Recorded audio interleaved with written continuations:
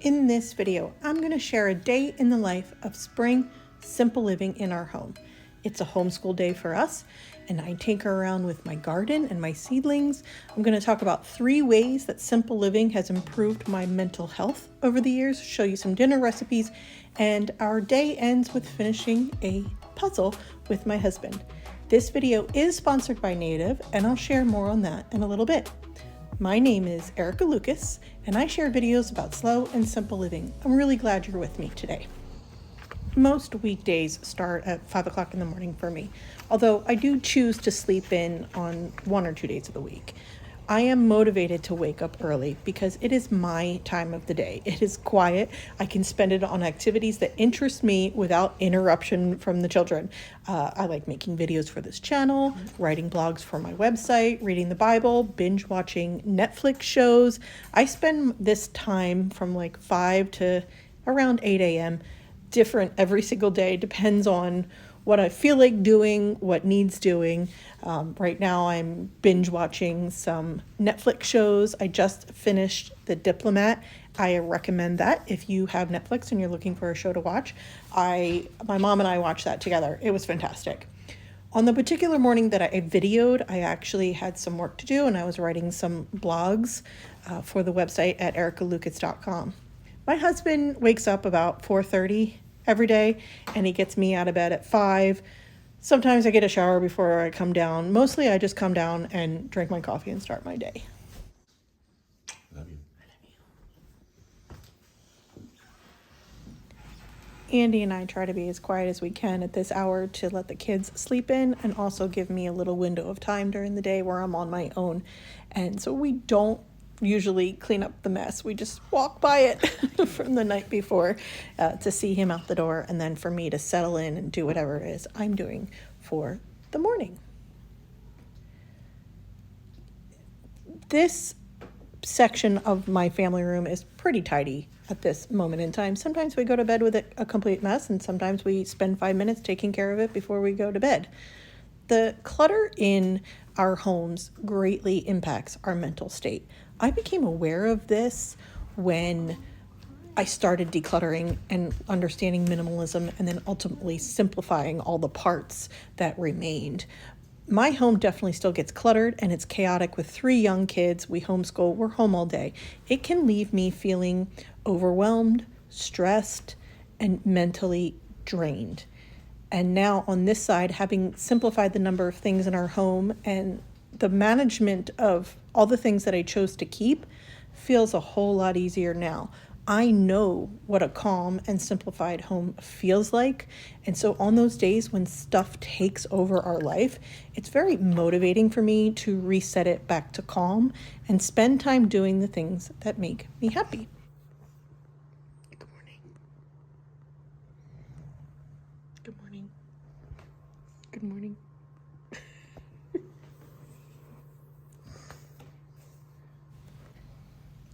I made it to about 7:30 before all 3 kids had motored their way out of bed and down to the couch to start to wake up for the day. My kids generally don't like to wake and eat. They take about a half hour. Putting away my stuff and then just resetting the coffee table with the tray is just an easy 30-second transition for me. I put all my stuff in my little office basket that's under the side table, and then I can just lean into spending time with the kids. And that comes from owning less. And to own less, you have to want less. Owning less improves my mental health because it makes me feel calmer and more in control of the things that are stressful in my life. And simplifying your life and home doesn't really eliminate stress, but it does give you a toolkit to mentally handle it better because you're not stressed and triggered by clutter and stuff around you. Simplifying your life is an absolute personal journey, and what works for me might not work for you. It's critical to find that balance and a good level of simplicity that works for you and supports your mental health goals. Waking up before my kids is just one of those ways that I balance my work and my life. And owning less makes that less stressful and better for my mental health. For me, owning less means less to manage and more time spent doing the things I love. That is the first mental health benefit I wanted to talk about in this video. I have two more that I want to share as part of what you're seeing in this particular day in the life, as well as going into what our actual day looked like. But first, I want to thank Native for sponsoring this video. Native makes personal care products like deodorant, body wash, soap, shampoo, toothpaste, more. I have used their plastic-free deodorant for years now. The packaging is earth-friendly and 100% plastic-free. My three favorite scents are the cotton and lily, lavender and rose, and lilac and white tea. If you've been around on my channel for a while, you know that I love this product, and I continue to partner with Native as a long-term sponsor on my channel because of their transparent ingredient labels.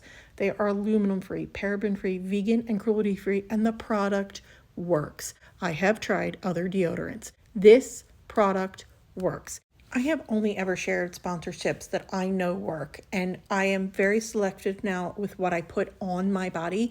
And I know that we're probably all spending money on deodorant, and I wanted to make sure that who I partnered with would be able to give you guys a great deal as a result of the partnership. So use my custom link from the description box below and the code EricaLucas14 to score 20% off your first purchase. And this offer is good for all of the products on their website. So check the description box below for the link in the code, and thank you to Native for sponsoring this video.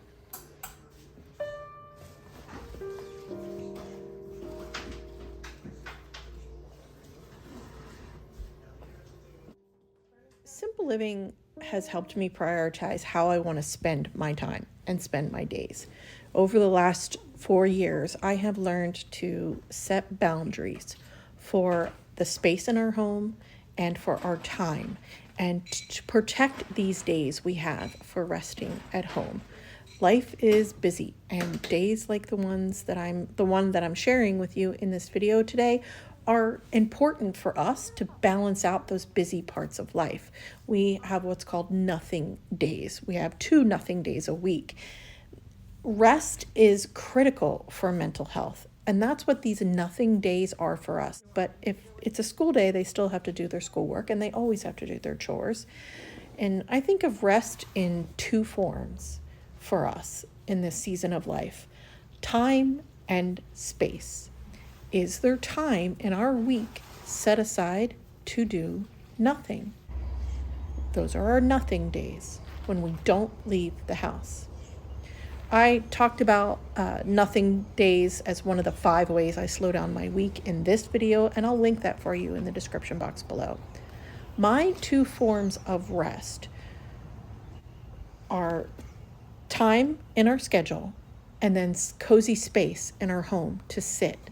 I'm now extending that invitation to rest vibe into my garden this summer by intentionally creating like seating areas all around our backyard and in my garden where the kids or my husband or guests or me can just sit and rest with coffee or sit and read a book. A lot of the times the kids will go out back to do their daily reading or even sketching. My 8 and 9-year-old are very into sketching right now, and they will sit outside with a stack of pencils, sketching pencils and their notepads for a long time and sketch out there to start their mornings, which is great that I can lean into that and create these spaces, physical spaces in our home and in our backyard, and time on our calendar, space on our calendar for those things to happen.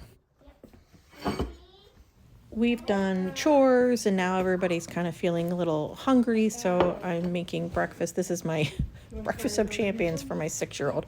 Peanut butter and jelly Eggo waffles. It's just his current favorite fixation for breakfast, so it's protein, I guess.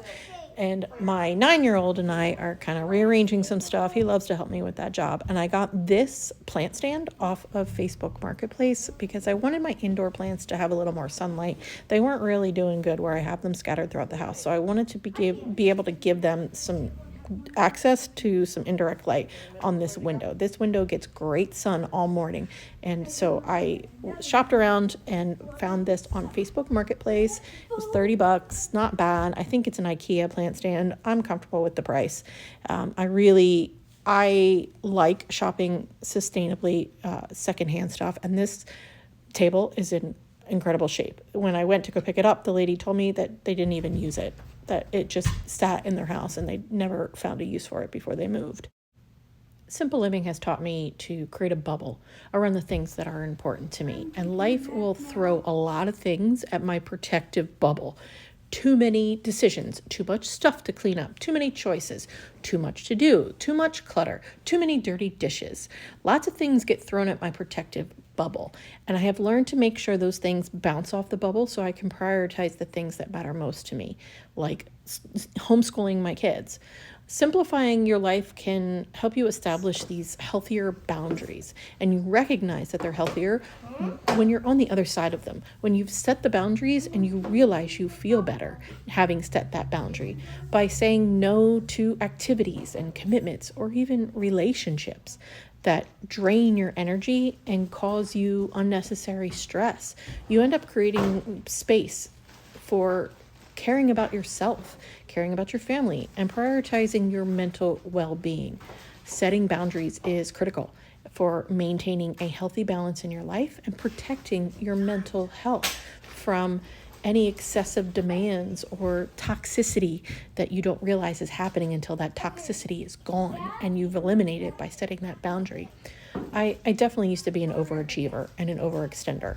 I am still very type A, but I have learned that the benefits of simplifying my life and living intentionally are better for me than this drive I have to do all the things.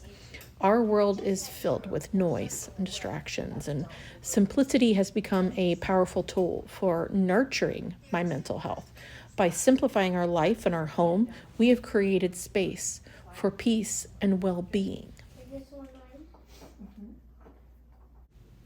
We are studying medieval times as part of our history, and I've combined history and art together this year.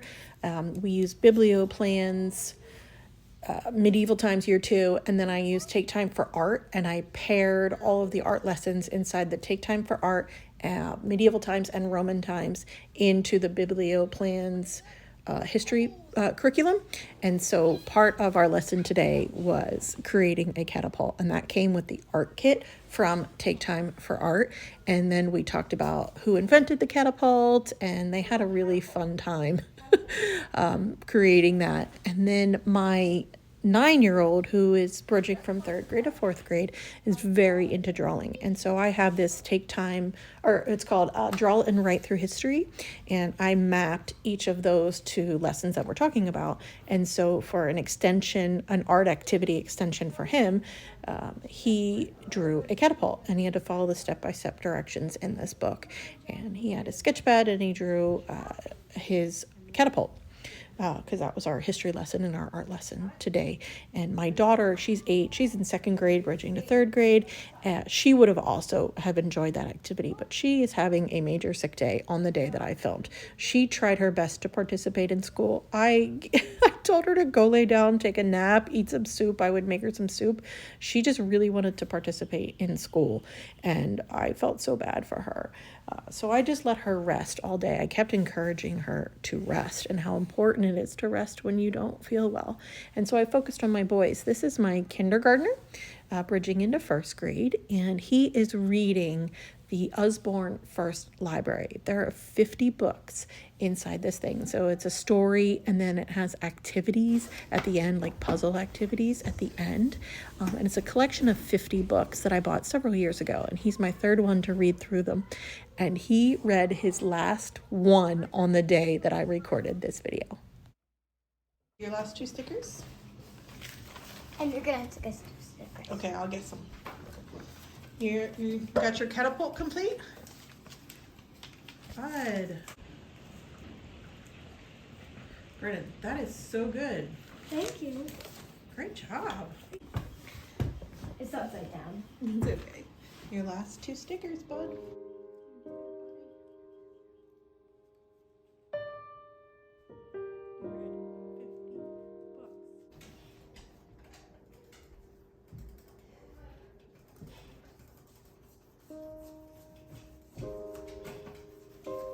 Okay, let's do your handwriting. Age and wage, they rhyme. Can you write those? forgotten about my steak dinner. I know. Can you wait? Are you like so excited to tell Daddy you read all 50 books? Yeah. This is our science unit. Jack, can you read this? What does it say? Motion and simple machines. Motion and simple machines. Who made a simple machine today? Ben Franklin. No, today. Who made simple machines and shot marshmallows? Us! Yeah. Catapults are simple machines. Sports You are going to have your own student journal journals. or simple machines. So I'm going to give you this with my pen. You write your name with pen on here. Heard the sound of honey and went in search of it, right? That's where we left off. So as I read chapters 1 and 2, and you were introduced with the mouse they thought was going to die, and all the other mice died in that litter, and his parents thought he was a disappointment because he was so small with his big ears. Right? What was your strongest mental image about the character of Despereaux?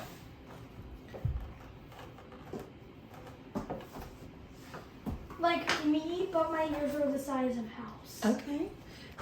What can you infer so far about any character in the story? So infer is assume. Despereaux has supersonic hearing. Okay, you did say that. Split. Split. So SPL together. When you blend them together, they go split. Split. Split. Split. Split. How about instead of split, what if I make it Splat. splat? That's good. Good job.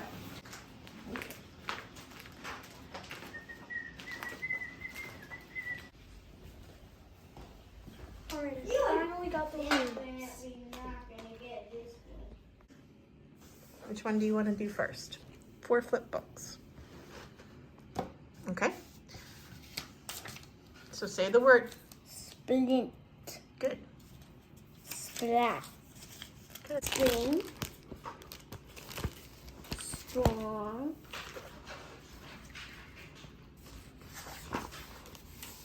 Strap. It said white and black. White and black. Okay, so you did sticker number 8. Good job. You are done school.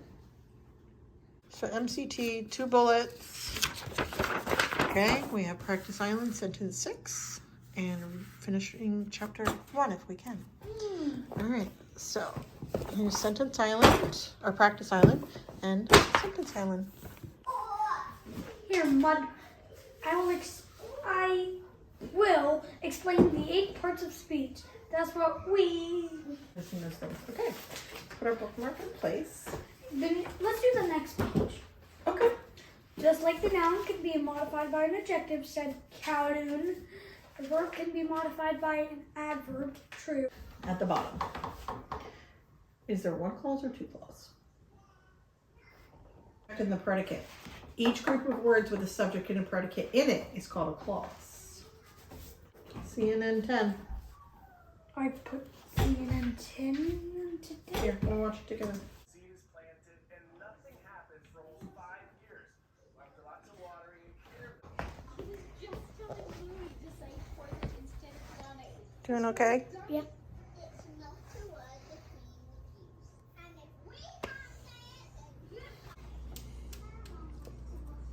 Little snack. Thought you said. Do you want to play with your catapults outside? No, I want to play red light green. Red light, green light. Oh, okay. Green.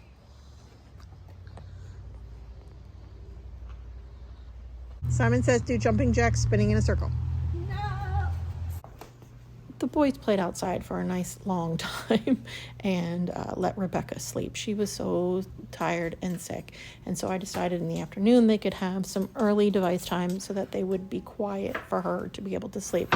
So they just played their devices in the basement, and I got some stuff ready for dinner. I wanted it to be really easy dinner tonight. I knew she probably wouldn't be eating, and it would just be the boys, my husband, and I. So I decided to make potato salad with the remaining potatoes that I had. She slept for like 7 hours this day, and the boys had some extra device time in the basement because we needed her to rest. It was just one of those days that we can balance out. They had a really great school day. They played outside. It's a nothing day for us, so they did not have to get dressed. They kind of tinker in and out with the puzzle when they're down there too. And so I just let them have a quiet afternoon in the backyard, alternating in the backyard and their devices. I decided to make sloppy joes to go with the potato salad because I had some meat to use up, and just put the meat in the pan with some tomato sauce, some Worcestershire sauce, and cooked it down. It was just 2 pounds of ground beef and then the potato salad. I served it with a side of applesauce that I got from the farmer's market. And watch this part of the purple. It's about 6:30 now. My husband is home from work. Becca's awake, and we've all had dinner, and we're just kind of playing with some toys in the living room, and then they're going to go downstairs and finish the puzzle tonight. It's under the Oh!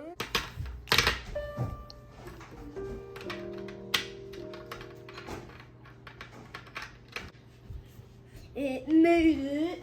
Made it. This is hard. And the puzzle is complete. Becca's feeling better after a 7-hour nap. And I just want to say thank you for sharing part of your day with me today by watching this video. I hope you're having a wonderful day and that you are well. Take care.